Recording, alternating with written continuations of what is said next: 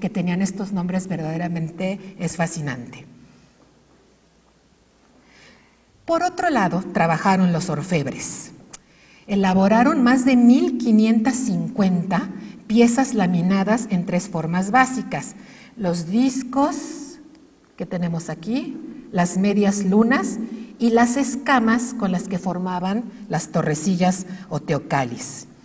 Independientemente de la elaboración y del trabajo que hicieron los orfebres en estas finísimas láminas, el sistema de sujeción de las láminas también es impresionante. Solo les voy a dar el ejemplo de las escamas. Los discos se ataron por 2 perforaciones, las medias lunas aquí debajo tienen una pestañita donde pasan las perforaciones y también tienen estas pequeñas pestañas. La lámina de oro se doblaba, se pasaba el cordel que se cosía a la tela y para que no se saliera se le pegaba un papelito. Así están trabajados de manera milimétrica, porque esto mide milímetros, los teocalis.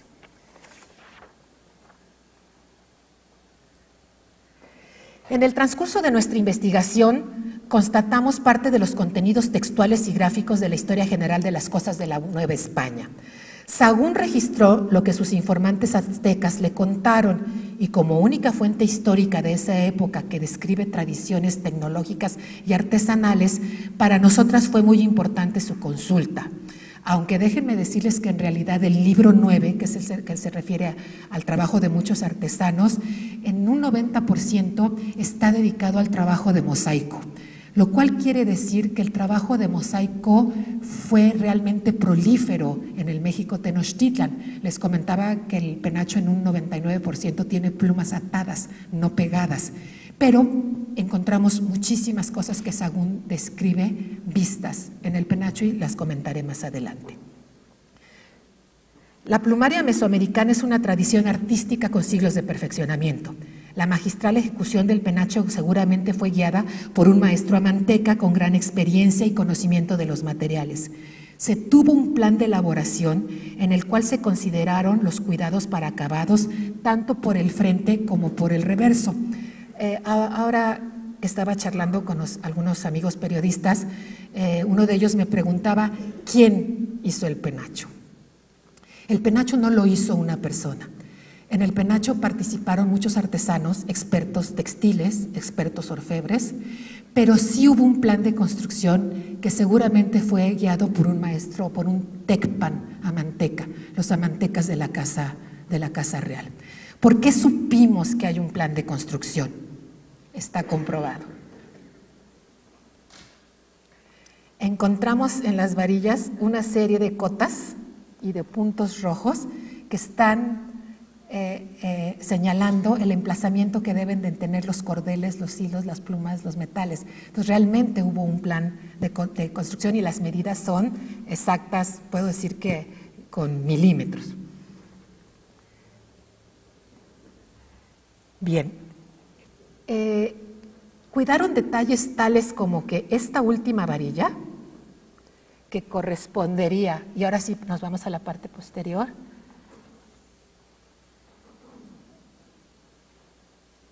a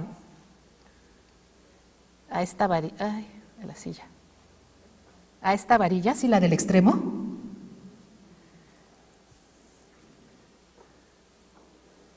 le vamos a dejar aquí un momentito, por favor. Bueno, que corresponde a la varilla del extremo, esta varilla, el penacho tiene 27 varillas radiales, 10 a la derecha, 10 a la izquierda y 7 centrales. Las de los extremos, que son la 1 y la 27, tuvieron el cuidado de doblar la red alrededor de la varilla y hacer un adudado para que no estuviera suelta. Ese es, por ejemplo, un detalle.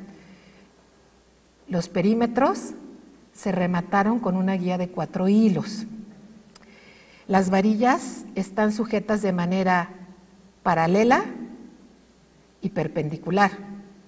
Y al centro tenemos esta estructura maravillosa que no vemos aquí y que equivale a esta altura, porque está cubierta de plumas largas caudales de quetzalmacho. Esta estructura permite que la parte central se maneje firme y que los laterales se puedan abrir y cerrar.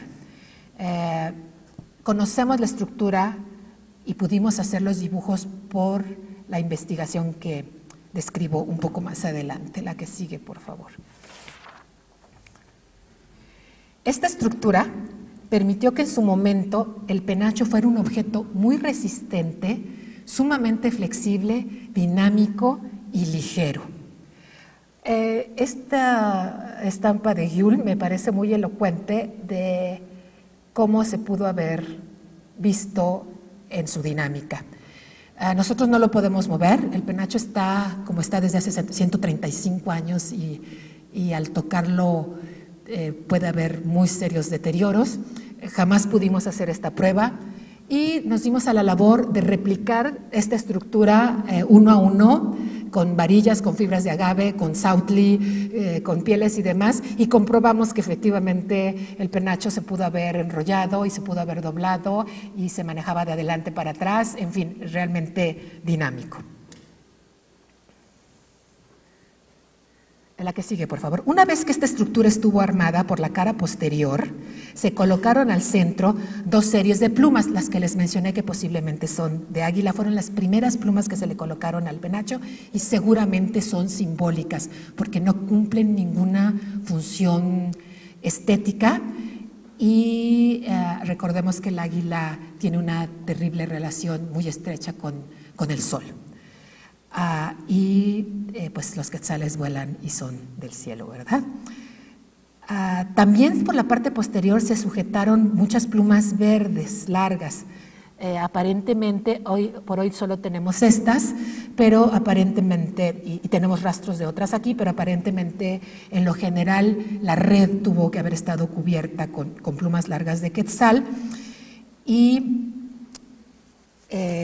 bueno, esto es lo único que queda, digamos, por la parte posterior.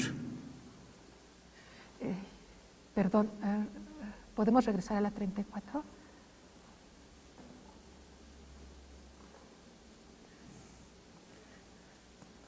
Bien, este es muy importante. Este es un dibujo que hizo Franz Heger en 1908, que tiene sus detalles, pero es muy elocuente porque nos muestra lo que es el gorro. El penacho tiene un gorro por detrás, por eso sabemos que es un penacho. Encontramos restos de unas tiras de cuero y este es la red. Estas finas varillas blancas que vemos aquí como espinitas es lo que queda de los cañones de plumas cortas de quetzal. Está completamente comido por insectos y estaban estas plumas atadas al gorro a través de unas guías por capas, de tal manera que nos hace pensar que el usuario del gorro se parecía un poco a la cabecita del quetzal macho con las plumas paradas, como pretendo traerlas yo, pero no me sale. La que sigue, por favor. Por la cara frontal, el penacho, a ver, y esta es una pregunta para ustedes, se aderezó. No hagas nada todavía. De arriba hacia abajo y del centro hacia los extremos, alternando derecha e izquierda. De tal manera que les pregunto, ¿cuáles fueron las primeras plumas que se pusieron?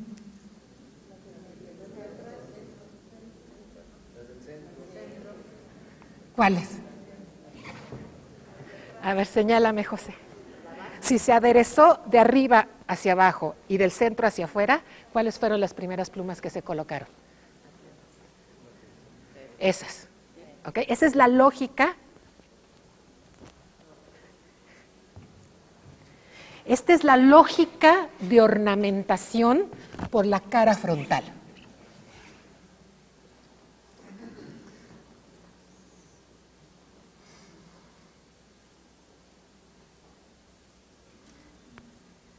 Cuando ellos tenían esto, lo que veían era todas las plumas largas de quetzal y la estructura. Las plumas de quetzal están libres de la estructura, lo cual permite un movimiento maravilloso que asemeja cuando vuela un quetzal macho. Después se colocaron las plumas café y posiblemente en este momento los discos de oro sobre la punta blanca de las plumas café. Estas plumas verdes cortas no son originales. Pensamos que se pegaron por el tipo de rastros de adhesivo que encontramos a mediados del siglo XX. Cuando pudimos levantar algunas, encontramos plumas cortas de quetzal abajo. Esas son las originales y esas están atadas. Las que hoy vemos están pegadas. Después se hicieron tiras de estas plumas rojas, todas son originales, y por separado se prepararon las telas sobre las que están las áreas azules, con la misma lógica de ornamentación, de arriba hacia abajo y del centro hacia los extremos. Se cosieron plumas azules, se cosieron las laminillas que forman las torrecillas, se cosieron las medias lunas y se remató con el mosaico de pluma azul. Hoy por hoy las áreas azules que vemos son las que se pusieron en el siglo XIX. El original está por debajo, desafortunadamente muy deteriorado por infestación de insectos. También se puso esta área de pellejo de piel de ave y esta diadema en el siglo XIX. Entonces tenemos que todas las verdes largas, todas las café y todas las rojas son del siglo XVI.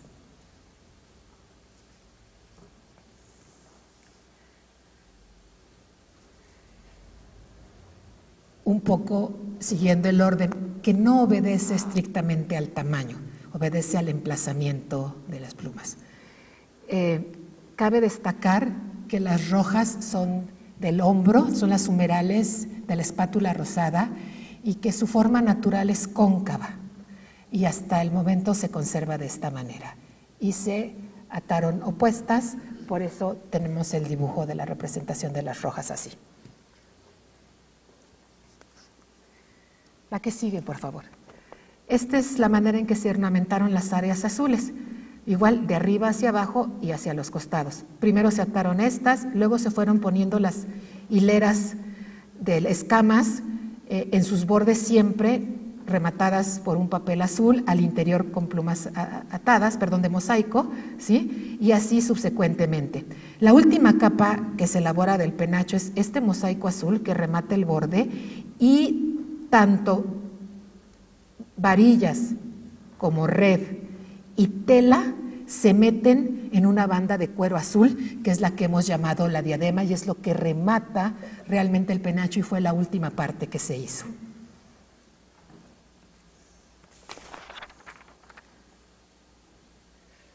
La que sigue, por favor. Los discos de oro se cosieron uno por uno y lo que pasó es que las puntas de la pluma café se recartaron rectas, porque esta es su forma natural, y sobre estas puntas se cosieron. Estos dos son originales y son de oro.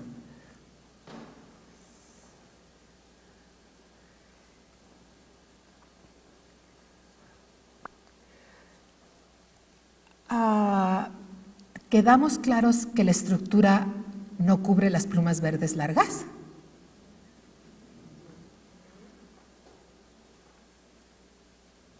La estructura abarca esta área solamente.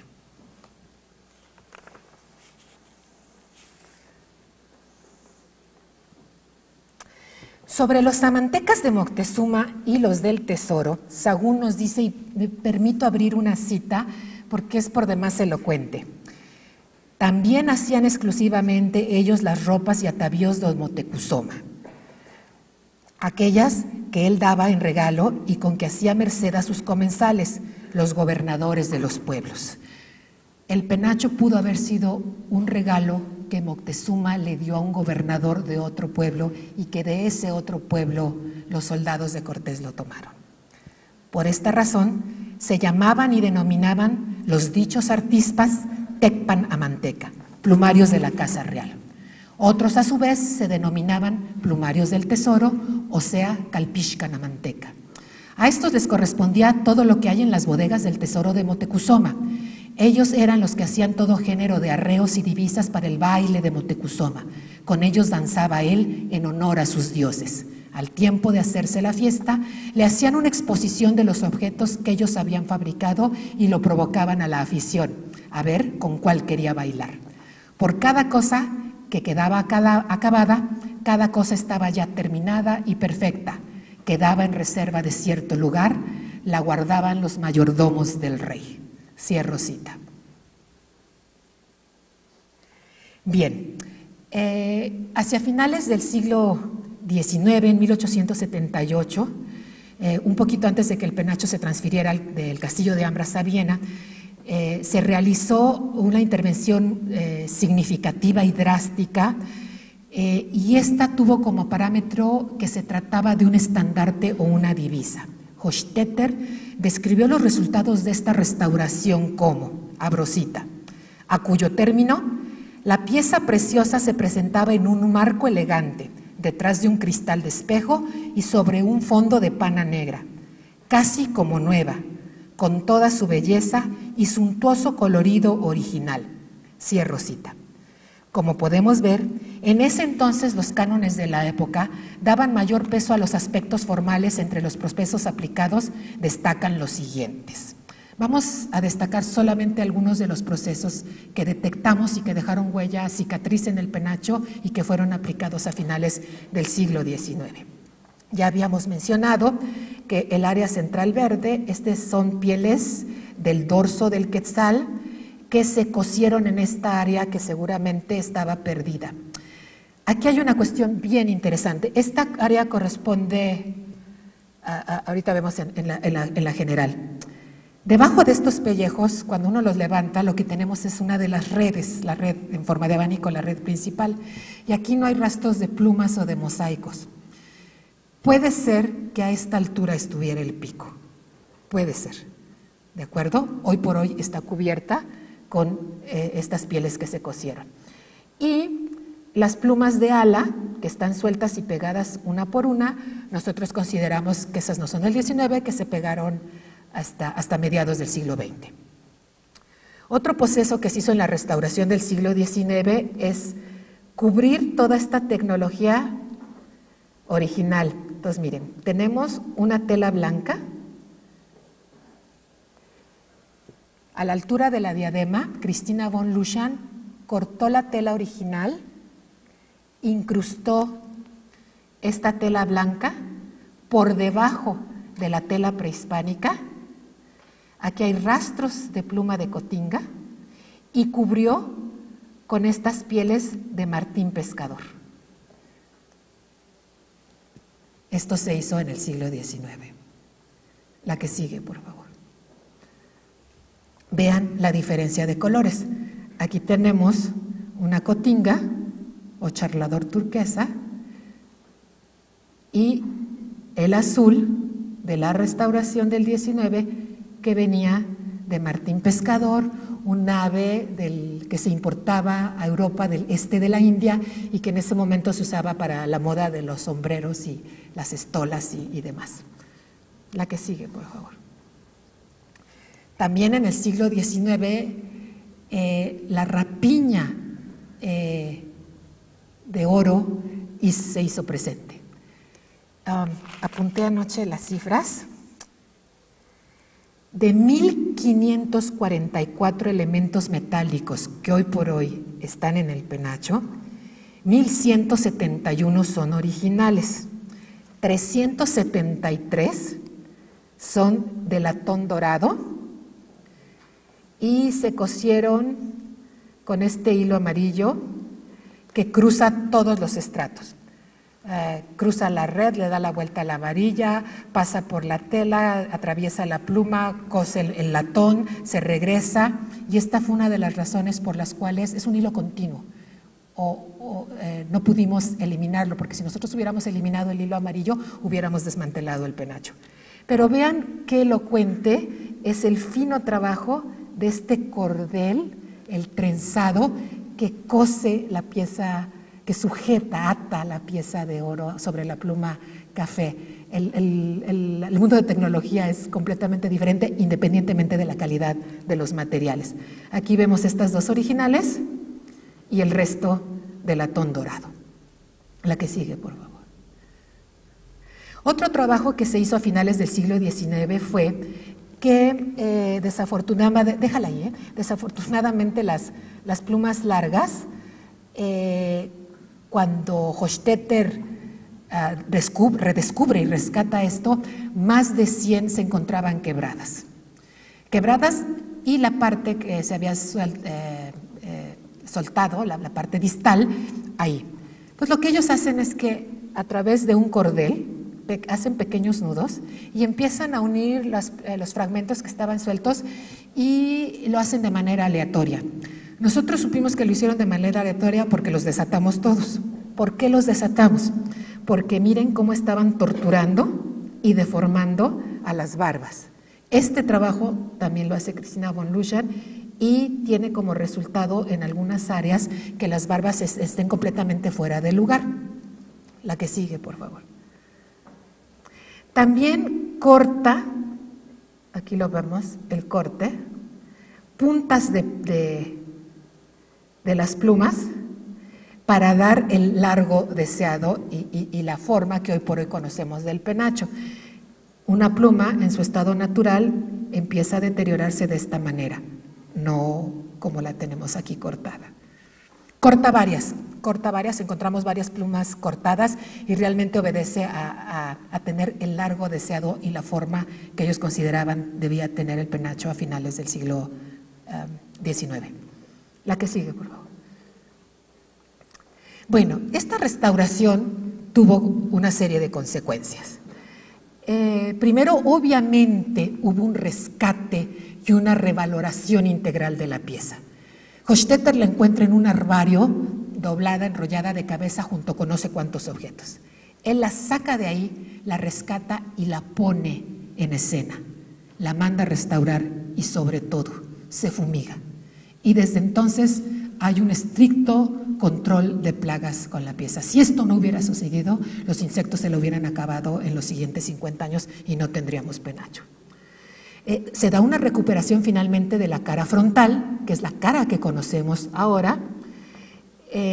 Christina von Luschan no quita técnicas prehispánicas, solamente cubre, lo cual a nosotras nos permitió conocer las técnicas prehispánicas y todo esto hace que desde hace 135 años nosotros conozcamos el penacho como hoy por hoy lo tenemos en esta fotografía, y es la que siempre se publica y es la imagen que desde hace más de un siglo, hoy por hoy es así.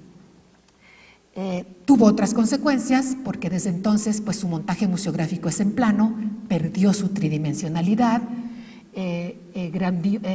su dinamismo, su flexibilidad, y son intervenciones que evidentemente no se documentan como nosotras documentamos ahora que tenemos cajas y cajas de archivo. De cada nudo que hicimos tenemos el dibujo, el registro, la fotografía, si es con seda, si es con algodón. O sea, este proceso de documentación antes no se hacía y sobre todo nos dejó sin posibilidades de estudiar el penacho por la cara posterior. Por eso tuvimos que hacer una serie de estrategias para poder abordarlo y eso es lo que viene a continuación. Primero, denominamos las áreas con claves, CP1, CP2, central, media, porción, en fin. Eso solo para que no nos perdiéramos en el diálogo, de por sí era difícil entre el alemán, español y el inglés, y luego pues yo estoy hablando de estas y yo de esta. Entonces lo primero que hicimos fue obviamente designar una nomenclatura.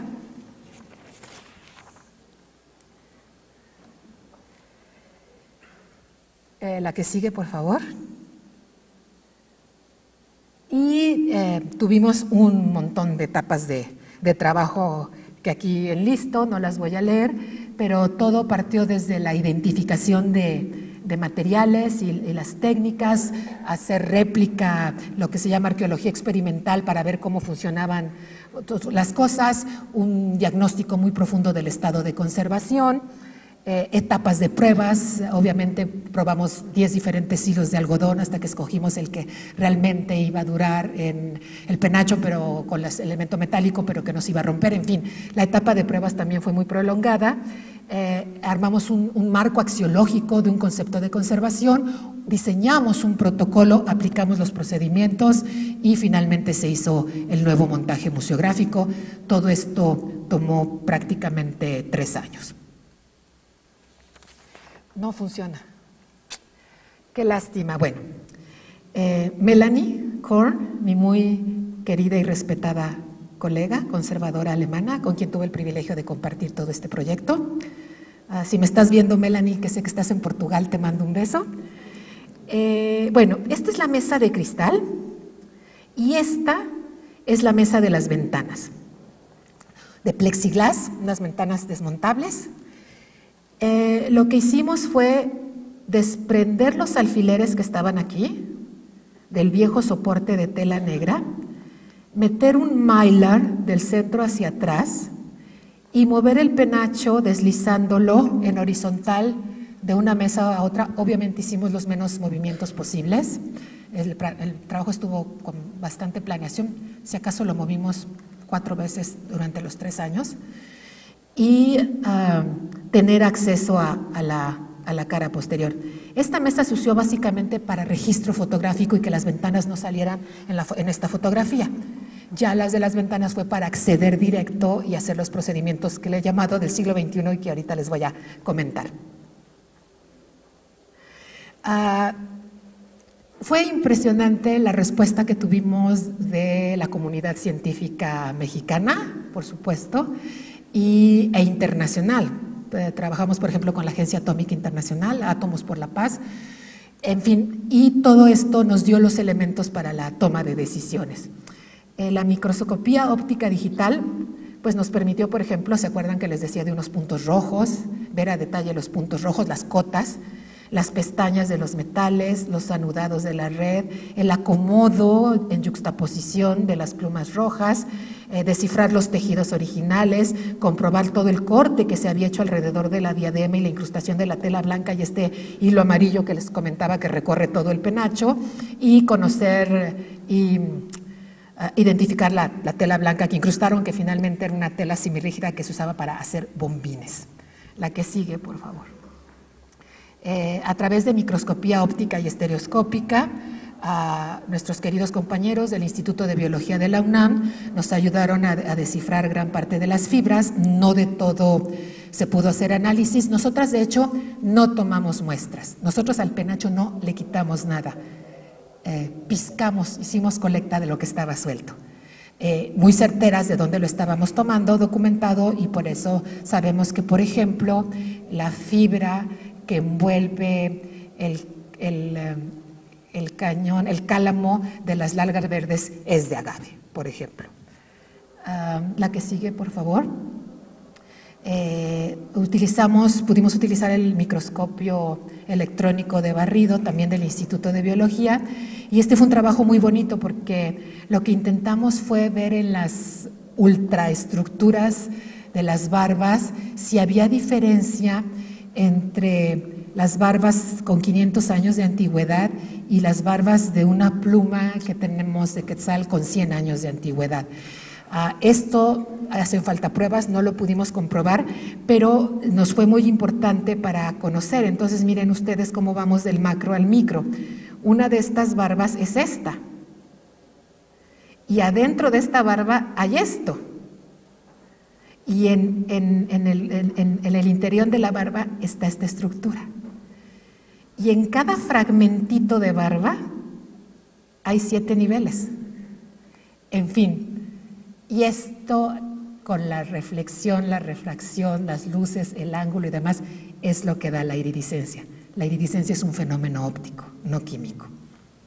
La que sigue. Con espectroscopía de infrarrojo trabajamos con la Universidad Autónoma Metropolitana y tratamos de identificar el adhesivo. Sagún nos dice que el adhesivo lo preparaban solamente los jóvenes que eran asistentes del taller de los amantecas, y sabemos que los adhesivos que se han encontrado en el México, en la arqueología y las muestras del México prehispánico, son de Sautli, que es la vulva de una orquídea. Hay muchas orquídeas endémicas de México, hay todo un proyecto de investigación para identificación y aplicación y restauración con Sautli, porque es un adhesivo formidable. Esto se lleva en la Escuela Nacional de Conservación Manuel del Castillo Negrete, y nosotros no pudimos llegar a ese nivel de análisis porque no teníamos el suficiente tamaño de muestra y decidimos no tomarlo. Son azúcares y es un mucílago, y seguramente Sautli, esperemos que con el tiempo podamos tener técnicas de análisis no invasivo para seguir explorando.